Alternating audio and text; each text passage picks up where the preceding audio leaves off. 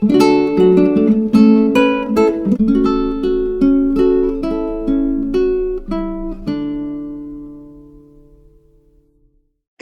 how you doing today? I just wanted to touch base with you. I'm bringing in my cam finale, my friend that is called the Numbers Lady. I've had such a hard time this year, and I think a lot of people have from what I've been seeing. So I wanted to touch base with her so she could unconfuse the confusion for us. Hello, Kim. Hello. How are you? It's great. It's good to see you. I'm thrilled to be able to have this opportunity to talk with you. I am too. So tell us a little bit about your background and how you got into what you're doing. Okay. I am a numerologist and a psychic, but my big gift is numerology.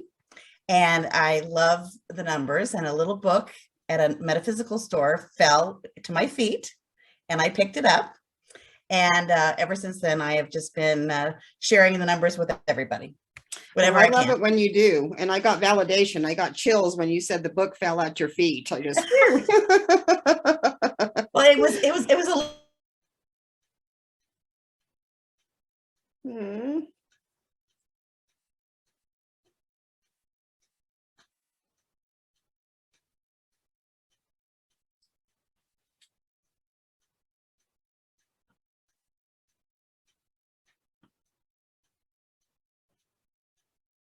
Sorry about that, Kim.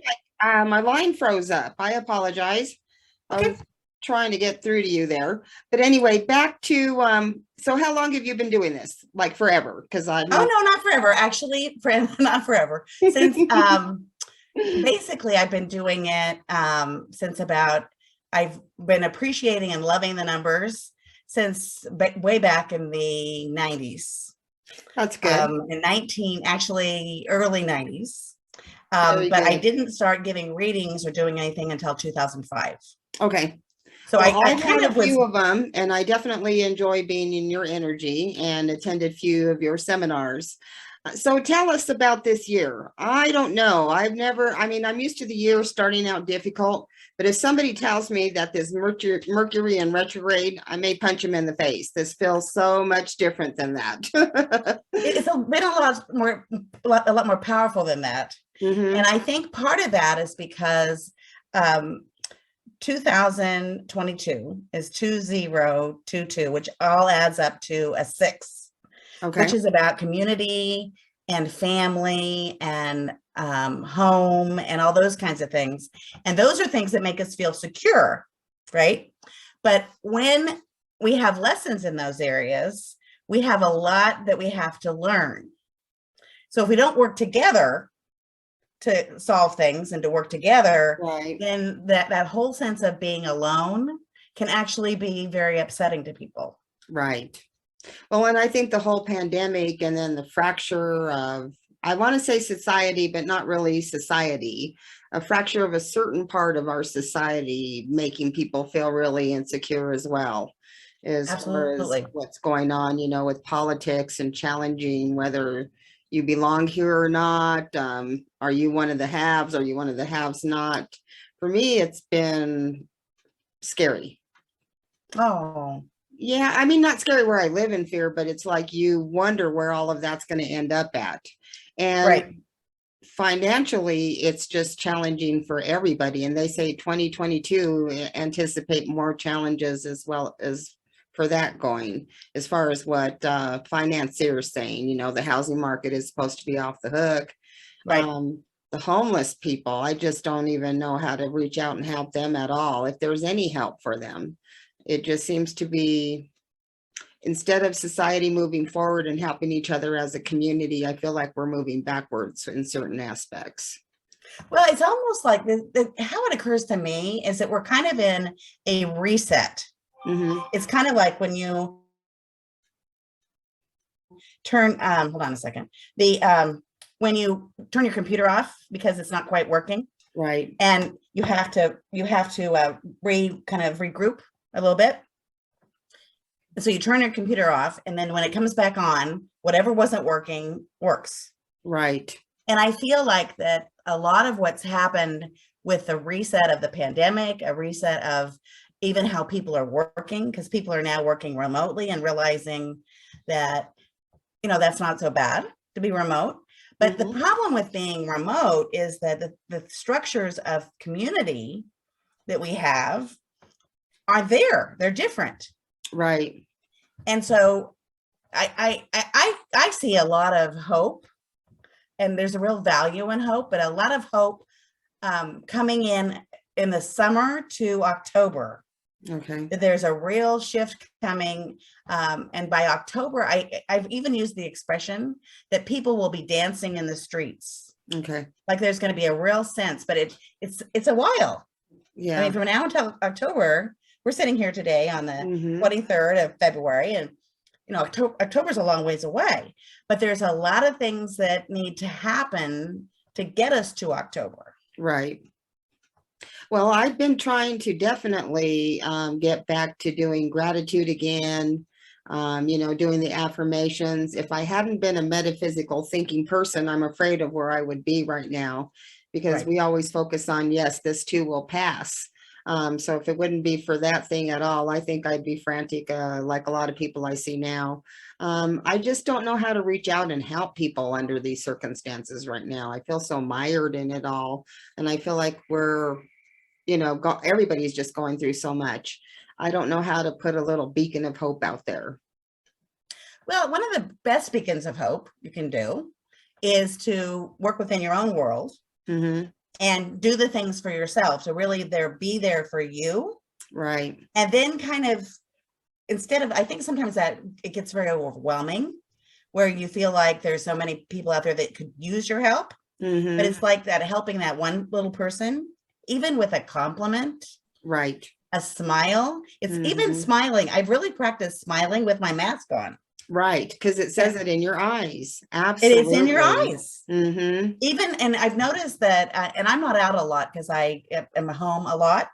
Me too. And I do a lot of readings from home and doing things from home. But when I go anywhere, I practice looking at the children and smiling. Right. And just putting out as much good energy as I can. I like that. And letting that kind of radiate. And I also then, if I'm not doing well, I keep myself at home so that I'm not spreading a lot of upsetting energy. Yeah, upsetting energy for sure. I, for one, have tried to spend a lot more time with my family. I don't know if I'm going out as much in public anymore, but I'm definitely trying to get out around to those that I care about a lot. My cousin, he was older, was getting old and crotchety, you know what I mean? And he'd even had some words for me lately. So I was kind of staying away. I didn't know whether to, move forward, move backwards, but I never was really trying to cut him totally out of my life. And then on Valentine's Day, I got a call that he was dying. And I mean, literally, my family were kind of hypochondriacs. So I'm taking all of this with a grain of salt, thinking, yeah, he's dying, And so when I talked to him on the phone, no, he was in Porter Adventist. And I at least got to tell him I loved him and goodbye. But there were so many emotions that came in with that, good and bad, because he was really a difficult person to deal with. And then our family is all about drama, certain generations. So I always took him with a grain of salt. He always had a lot of problems with a lot of other people in my life, in our family. But I always, I don't know why. I always pick the crazy ones to be best friends with. That's because you have such a big heart, though. I don't know. But, even he even challenged me at a certain point. But then, having that conversation when at the end there, when I knew I wasn't going to be able to see him again or get down to see him, because I live in Empire, Colorado now. There was just no way it was going to happen. And all of a sudden, I've been thinking about those conversations with, flight, whatever it was, when you had to call your loved ones and say, we're going to do this and goodbye and I love you. And I'm glad we had the opportunity, but I think I'm like still in shock. I never thought I would be put in a position to have this conversation. Right. But anyway, I'm glad I did, but it still makes me feel weird and creepy. I can understand.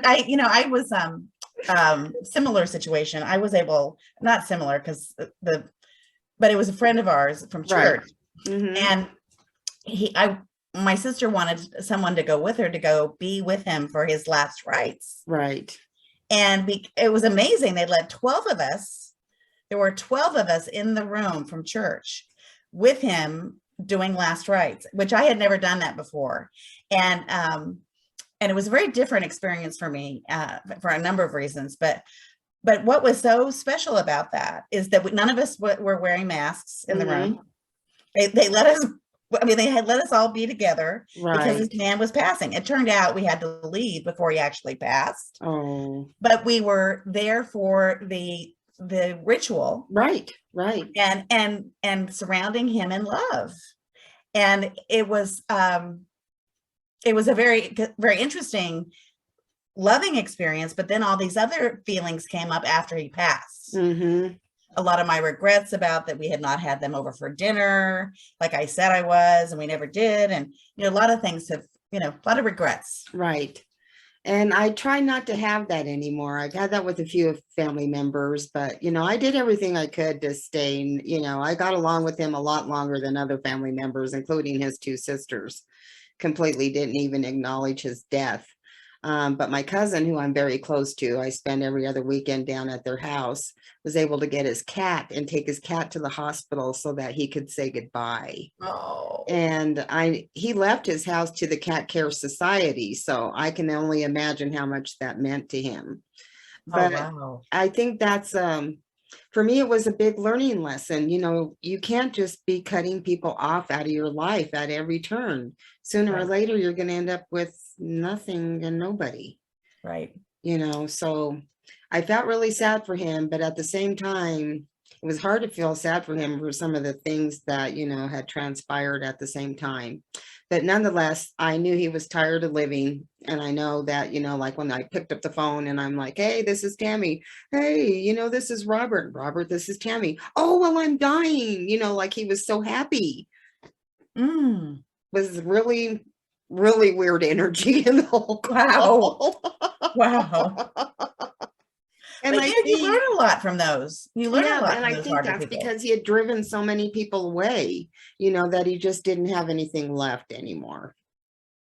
But anyway, to people who are having negativity and stuff, what would be your best thing to focus to try to get us through to this time change where, the atmosphere and the energy is going to be changing for us? Well, I think one of the things is a lot of self-care.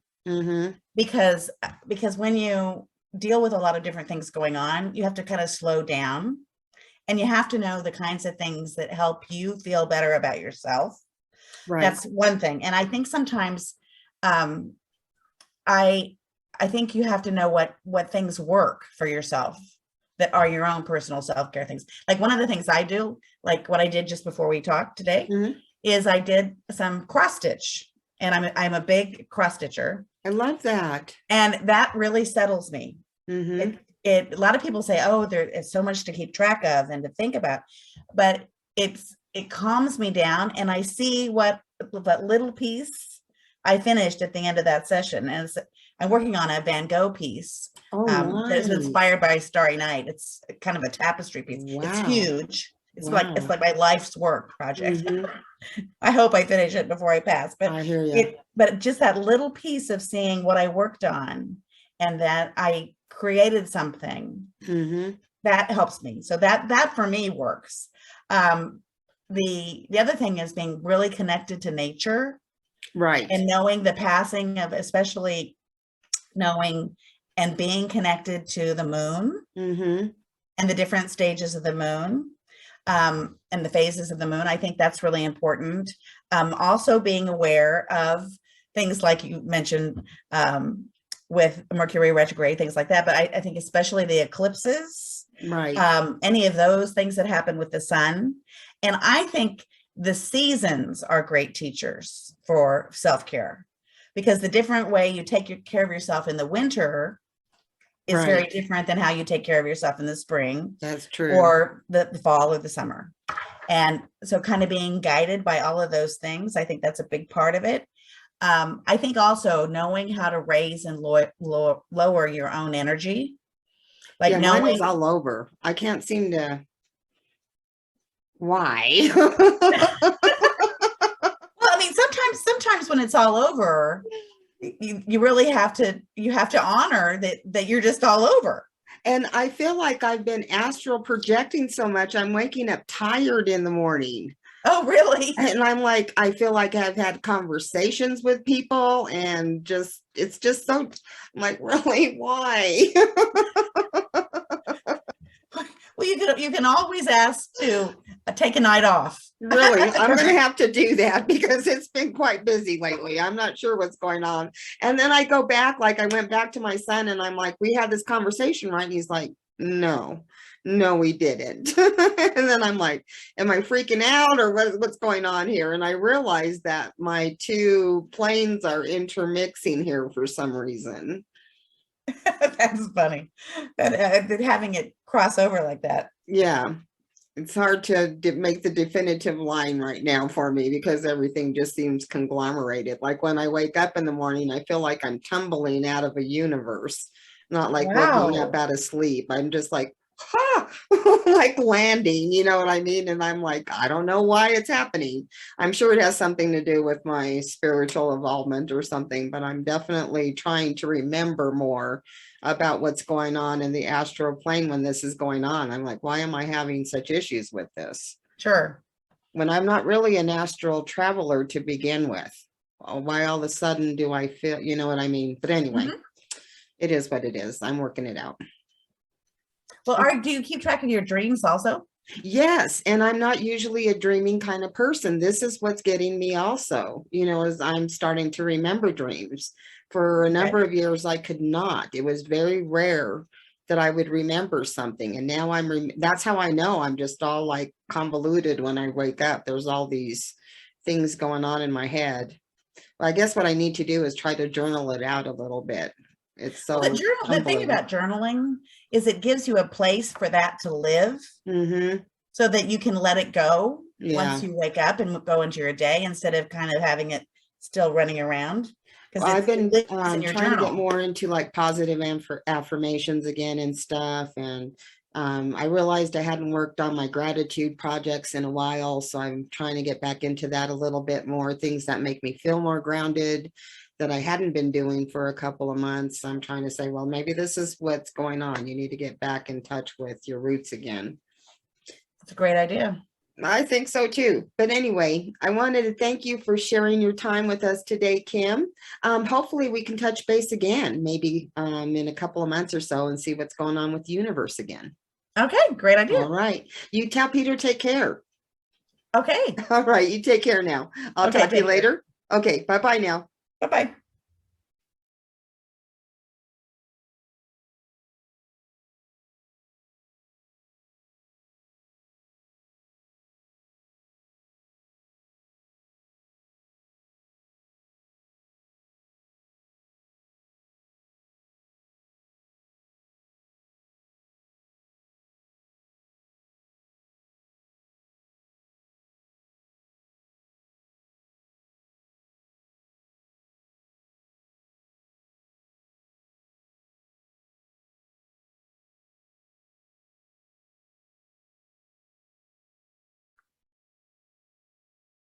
Okay, my peeps.